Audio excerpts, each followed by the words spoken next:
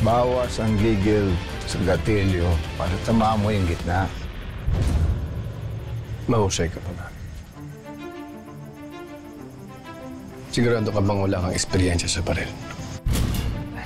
Wala ko, senyor. Pakachamba lang po yan. Kinagalingan ko lang talaga para mapasok ako sa grupo niyo eh.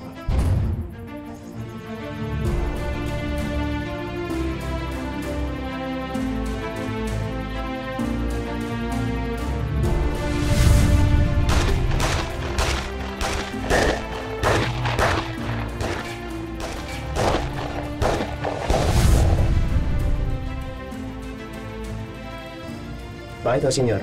May problema ho ba?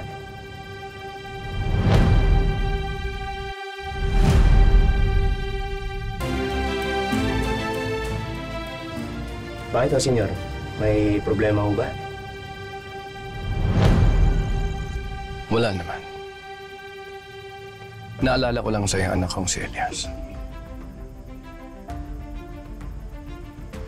Wala siyang eksperyensya sa pagbaril, ngunit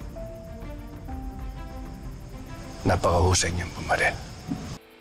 Eh, senyor, baka ho nasa dugo niya na yun. Pagkama ho kayo eh, baka nagmana ho sa inyo.